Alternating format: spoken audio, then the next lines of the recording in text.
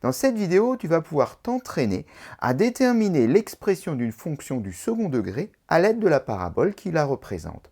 Si jamais cet exercice te pose des difficultés, n'hésite pas à cliquer sur le lien, il te mènera vers une autre vidéo où expliquer en détail les différentes formes et les différentes expressions que l'on connaît sur les fonctions du second degré et leur relation avec leur représentation graphique justement.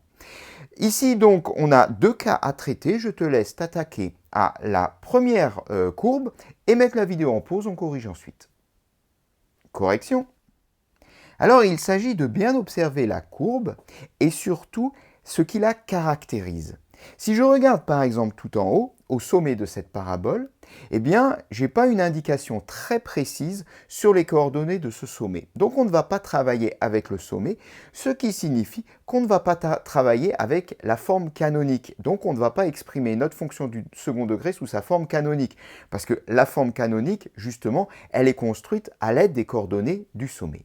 Mais ici, c'est plutôt les racines qui nous intéressent.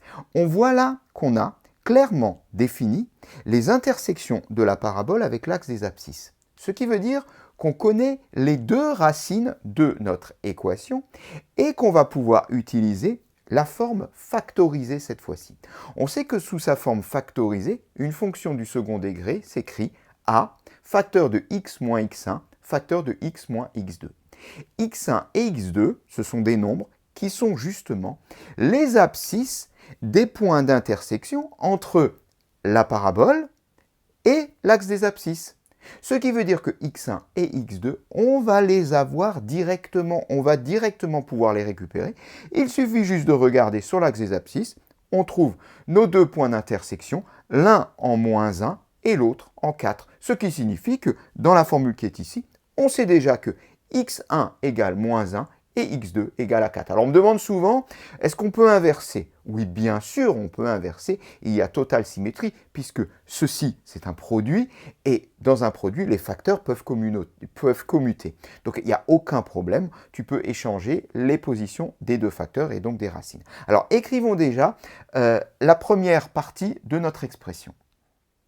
Voilà, donc a facteur de, donc le a restera déterminé, x moins moins 1, x moins 4, qu'on peut écrire plus simplement a facteur de x plus 1, moins 1, et x moins 4. On précise, on lit graphiquement nos deux racines, moins 1 et 4.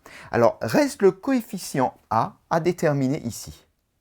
Et pour cela, eh bien, il faudrait trouver un autre élément qui caractérise notre parabole. Si on regarde sur l'axe des ordonnées, on a là clairement une intersection qu'on peut lire et on voit que cette fois-ci, la parabole traverse l'axe des ordonnées en 4. Eh bien ça, c'est très intéressant parce que cela signifie que l'image de 0 est 4. Et de cette façon, on va pouvoir déterminer notre coefficient a qui est ici.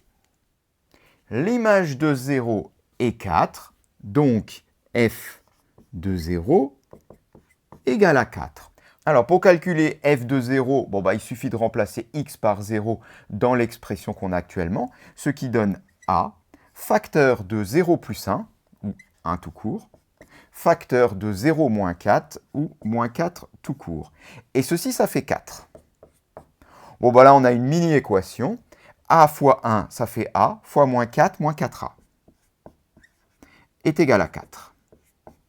Je divise de part et d'autre par moins 4, soit A égale à 4 sur moins 4, c'est-à-dire moins 1. Eh bien, on a notre valeur de A est égale à moins 1. Il suffit de remplacer dans l'expression d'en haut de f, soit f de x égale à moins 1, donc j'écris juste le moins, facteur de x plus 1, facteur de x moins 4. Voilà l'expression. Alors, elle est sous sa forme factorisée, bien évidemment, puisqu'on avait dit que c'était celle qui nous convenait le mieux par rapport à la représentation graphique. Mais bon, maintenant, si tu la veux sous forme développée, libre à toi de la développer. Bon, pour nous, on va s'arrêter là. Enfin, s'arrêter là, non, pas encore, puisqu'on a une deuxième question. Donc, justement, je te laisse mettre la vidéo en pause pour y répondre et on corrige ensuite. Correction. Alors, comme tout à l'heure, on va regarder ce qui caractérise la courbe. Et ici, clairement, cette fois-ci, c'est le sommet. Le sommet, on peut parfaitement en déterminer ses coordonnées, qui sont 1 et moins 2. Et donc là, comme on ne l'a pas fait tout à l'heure, parce que ce n'était pas possible, on va pouvoir utiliser la forme canonique de notre fonction du second degré. Et donc, on va récupérer notre alpha et notre bêta, qui sont justement les coordonnées du sommet qu'on retrouve dans la forme canonique. Alors, écrivons ceci. f de x égale à a, facteur de x moins alpha. Donc alpha, c'est donc l'abscisse du sommet. L'abscisse du sommet est 1, donc je mets x moins 1. Ceci au carré, bien sûr. Plus bêta, et bêta est égal à moins 2, c'est l'ordonnée du sommet, donc plus moins 2, qu'on va le détailler pour l'instant, de cette façon-là. Alors, on écrit ceci un peu plus simplement, soit a, facteur de x moins 1 au carré, moins 2. Et on peut donc préciser, car ici on a récupéré directement les coordonnées du sommet de la parabole. On lit donc graphiquement les coordonnées du sommet 1 et moins 2, alpha et bêta. On va maintenant s'attaquer au a, puisque comme tout à l'heure, il nous manque le petit coefficient a. Et comme tout à l'heure, on va utiliser un point de la parabole qui traverse l'axe des ordonnées, puisqu'on peut le lire parfaitement, il nous dit que ce point pour coordonnées, donc évidemment 0 et 1, c'est-à-dire que l'image de 0 par notre fonction f est 1, on obtient cette fois-ci l'égalité f de 0 égale à 1. Eh bien, on va faire comme tout à l'heure. Si f de 0 égale à 1, ça veut dire que a facteur de 0 moins 1, donc moins 1 au carré, moins 2, ça c'est donc f de 0, ça fait 1. On obtient une petite équation à résoudre, très facile. Moins 1 au carré, ça fait 1. Donc, ça nous donne a. Moins 2 égale à 1, ou encore a égale à 1 plus 2, c'est-à-dire, on utilise tout de suite le vert, ça évitera d'effacer, a égale à 3.